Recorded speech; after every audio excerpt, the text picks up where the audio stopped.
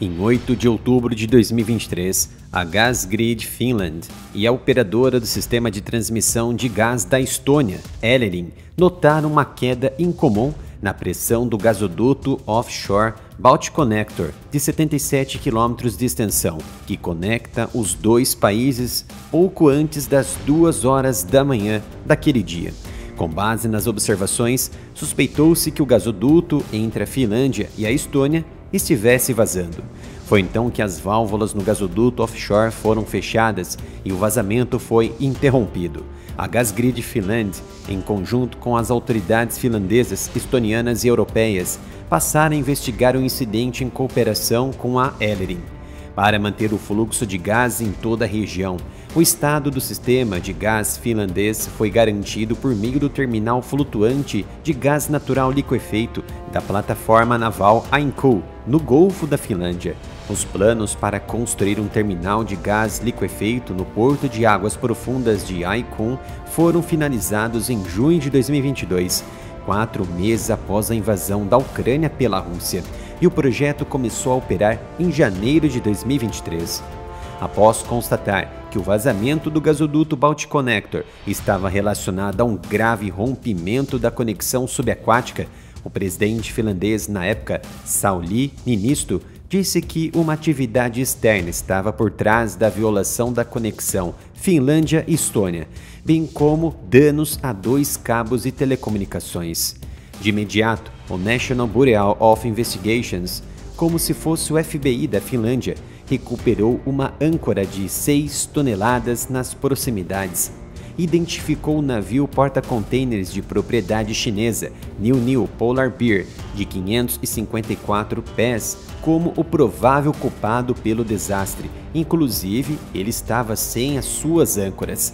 Foi então que o jornal, patrocinado pelo governo chinês, o South China Morning Post, relatou pela primeira vez em 12 de agosto que as autoridades chinesas conduziram sua própria investigação interna sobre esse incidente e compartilharam os resultados com os governos da Estônia e da Finlândia. De acordo com o relatório chinês visto pelas autoridades europeias, o incidente, na verdade, teria sido resultante de uma forte tempestade, embora os detalhes sobre como exatamente o gasoduto foi danificado não sejam mencionados.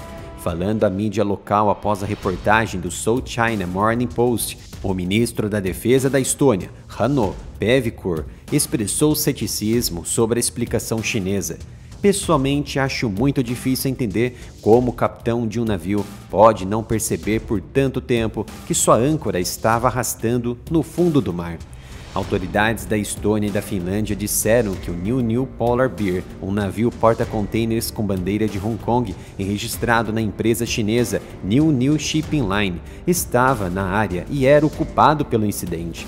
Os danos e a localização do navio foram manchetes internacionais em outubro e novembro do ano passado, quando ele foi rastreado enquanto navegava de volta para a China por águas russas, depois que as autoridades finlandesas tentaram, sem sucesso, entrar em contato com o navio em diversas ocasiões.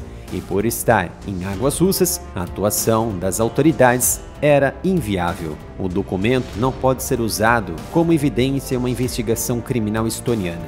E isso foi dito pelo porta-voz do gabinete do promotor público estoniano responsável pelo processo de investigação.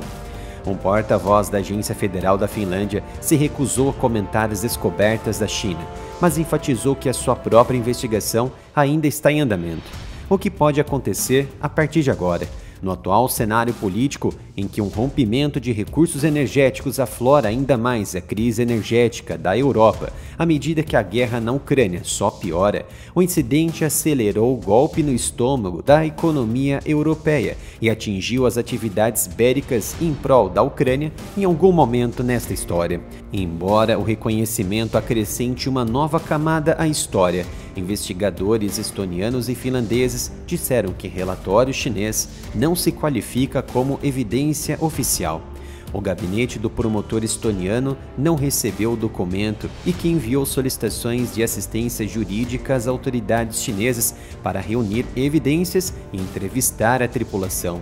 Esses pedidos de investigação adicional continuam sem resposta de Pequim até o momento. O primeiro-ministro estoniano, Kristen Michał, também não teria visto o relatório chinês e disse que a tarefa prática continua sendo reparar os danos e a questão permanece: quem arcará com o custo?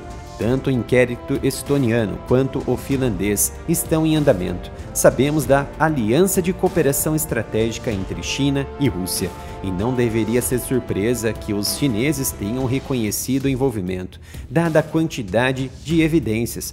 Mas agora a narrativa de que isso foi um acidente será usada para desviar pedidos de uma investigação mais profunda. Desde que o incidente ocorreu, a principal questão tem sido se foi um acidente ou um ato de sabotagem.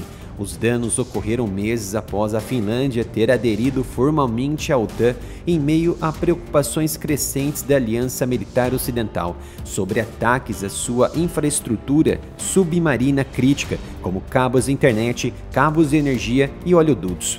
O incidente do Balticconnector também ocorreu pouco mais de um ano depois que os gasodutos Nord Stream 1 e 2, que transportavam gás da Rússia para o norte da Alemanha, foram danificados por várias explosões. O fato determinante desta investigação é: se a China não fornecer mais evidência e não permitir depoimentos dos responsáveis, a investigação jamais fechará o caso. Agradeço a todos que estão ajudando o canal comprando os nossos produtos exclusivos na loja oficial umapenca.com/área militar. A cada compra na loja ajudará na continuidade do meu trabalho. Isso porque a monetização e o engajamento foram restritos pelo YouTube.